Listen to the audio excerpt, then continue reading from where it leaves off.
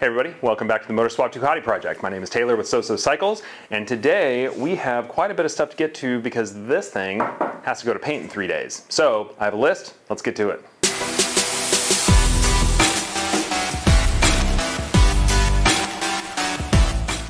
So this episode is going to be a little bit different than normal, only because I have a very short amount of time to do a heck of a lot of work to this thing. Because on Thursday, it is currently Tuesday morning. On Thursday morning, I take this thing north to Tacoma to our friend Mark at Mad Vinyl Works, and he's going to throw on a vinyl wrap for us for the one show. And I would pretty much like this thing as close to being done as I can before I deliver it to Mark. So I have a whole big list, and the reason I say this one is going to be a little bit different is because this is crunch. This is a crunch for the show. I'm a little bit stressed out about getting it done. It is totally doable, but the time frames are weird and I've never had to deal with this kind of stuff before. So I'm gonna head down and do a lot of kind of time-lapsey stuff, and I'll just explain as we're going what I'm doing, and I'll kind of try to keep it as normal episode as I can, but you guys get to see what a crunch is like with a one-person build project. So let's get into it, and I will start by showing you the list of stuff to do. And here's the list. And you car and motorcycle builders out there will know that that is an incredibly optimistic list to have done in 2 days. Well, actually, you know, pretty much anybody that has ever had a to-do list of any kind can see that that's optimistic. But recording this in the future and knowing exactly what happened, I'm pretty stoked at how much we got done. So, without further ado, the first thing on the list is finish mounting the fairings, so let's get into it.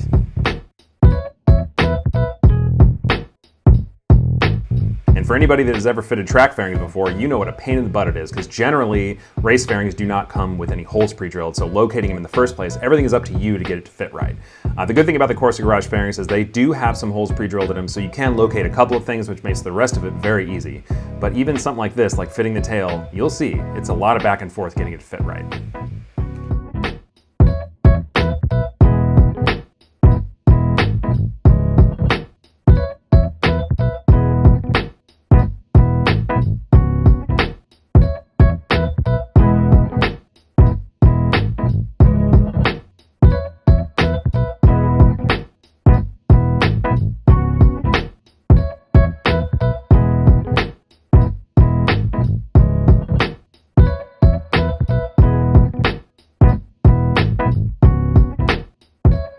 Fitting the belly pan is fairly similar. I'm just making some equidistant marks so I can drill holes and mount the Zeus fastener receiving hardware on the inside of the belly pan.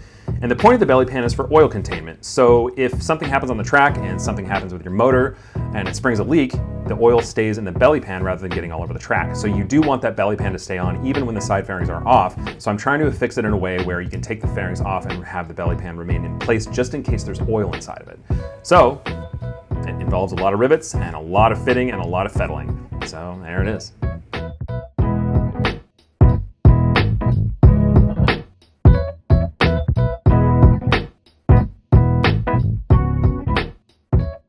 Okay.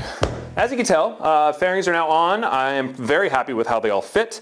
A little trimming was required on the back here to clear the exhaust on the belly pan. But the other thing that I got done because I was not paying attention to the camera and I just headlong into it because we don't have much time, is I got the cooling system finally mounted. One of the big issues with these is that the radiator cap on the 1098 radiator fouls this right side air tube. And Giordano, bless his heart, left me quite a bit of room underneath this, but it wasn't quite enough to do it. So I just made brackets. So basically I made brackets to lower the radiator about, I think it was 20 or 30 millimeters. Basically enough that there's little holes in the brackets that rubber bushings go into. I'll show you this all in a second, but actually I'll just voice over it now. Okay, I don't really do handheld stuff that much because I think it looks terrible, but what we're talking about is these guys. And essentially this thing hits the top of the air tube that goes right over it. So you don't need much clearance, but you need a little bit. So I basically made these extensions as proof of concept and just kind of riveted them in down here. You can see just kind of rivets, big fat rivets. They are solid, they're not going anywhere, which is nice. But anyway, so these are proof of concept. It's just that much taller. Everything still fits. I also had to notch this fan shroud right here to clear the air box, but it clears, it's got room. This clears the head, everything clears and it's in there, so that's good. And on this side, you can see a little more clearly what I did. Here's the bracket, it fits perfectly. It's a pretty nice looking bracket if I'm being honest. And also I put this bracket in down here to keep this thing all steady. I also think that's a very pretty bracket. And for these guys, I'm going to, if I zip tie this to the frame and route this down and put a 1-inch coupler here and join these two together, that will clear everything including the fairings, and then I will have a complete 1098 cooling system with dual fans. So that's pretty cool. Okay, so we got to take all this stuff off and get back to the fuel system. So as you can see, it's kind of cool. Boom, tails off. I love Zeus fasteners so much. Okay, and then we need the Allen. Okay, so this is maybe the right one. There we go. It's a little stressful, but I am still very positive that I can get this thing done before the show. Okay, so we have throttle bodies. This is where the base of the fuel pump sits and where the quick release connections will show up. So my goal is to plumb these into a T, like the factory, have one line come out here, drill a hole in the back of the airbox. Actually, I'll just use this hole right here. Never mind. So I'm gonna come together in a T. That's gonna go this way. It's gonna come out of this hole right here and come and lay across the top of the cylinder head where the 2 quick releases will be, which I have sitting over there. The fuel pump connector for the electronics is the same as the 1098, so hopefully all the wires are the same. And then I have this, let's pan over here. And then the secondary thing I need to do is I have this Motion Pro throttle set up for an 848 that I've had sitting around forever that I'm gonna use with this bike. And I basically need to figure out where to put it. I still have the original throttle cables and original throttle, so if this is stupid, then we'll go with the original throttle cable. Basically, I need to run it through here and drop it in so it can open up the throttles. So that will require taking the throttles out again, which I mean to do anyway. So let's start plumbing. And the reason for the constant removal and reinstallation of these throttle bodies while we're doing the fuel lines and the throttle cables is because on the 916 and 1098 series bikes, the throttle bodies are on the outside of the airbox, which would be a lot easier, but like I said, I just had to have that large volume.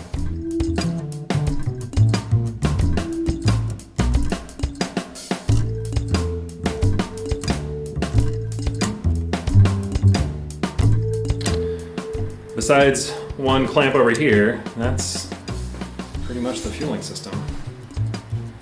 That's it. Hell yeah.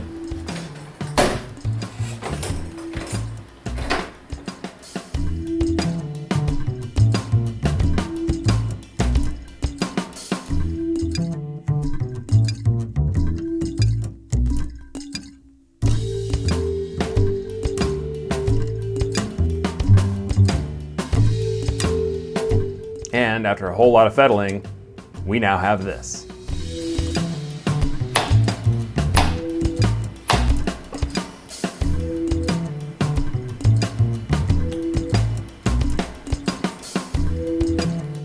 But that is definitely not all. It is now time to place everything, see where it's going to go in the airbox, and drill some giant holes in this beautiful airbox that Giordano sent. The issue with this is if I drill a hole in the wrong place, not only are the throttle cables not going to fit, they may not actuate, and I may drill in and permanently damage a really nice custom airbox that was made specifically for this bike. So this is a little bit nerve-wracking, but I'm pretty sure we can get it done. So let's do it.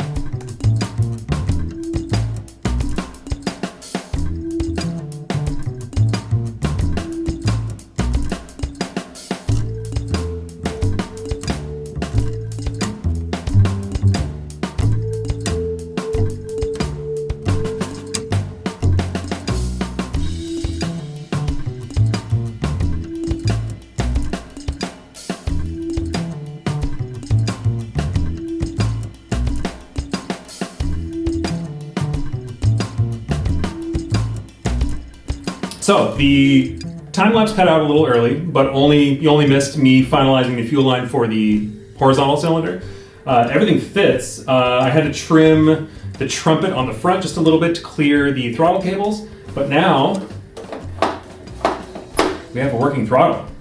Fuel system is plumbed. I'm just still waiting I just need a couple more hose clamps. Airbox now fits. Fuel lines are run. Cooling system is done. So fuel, cooling, and throttle now done. So tomorrow's big project, it's wiring time. So now that I have the finalized kind of placement for everything, I just realized I don't have room for a start-stop run switch over here. I guess I can move that. Okay, anyway. So tomorrow I get to do wiring and maybe start this thing. But right now, I'm gonna pop the tank on and see if it all still fits with all this stuff in there. And that's it for the day. Please, baby girl, please fit. Literally everything I put on today required trimming 10 other things to fit, so.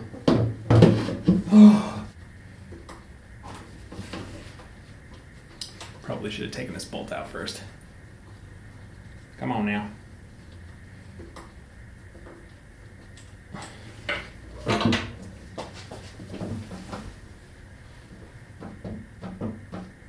Oh no.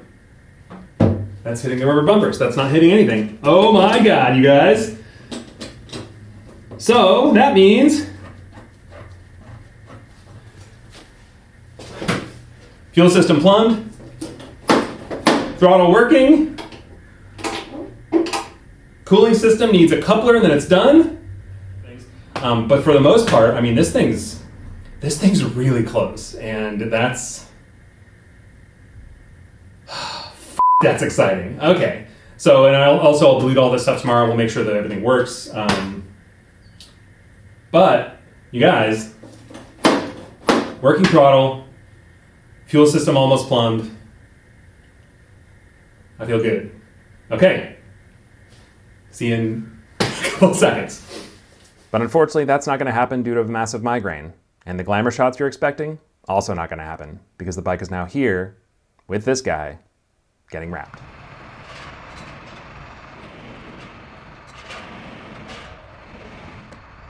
Until next time, everybody.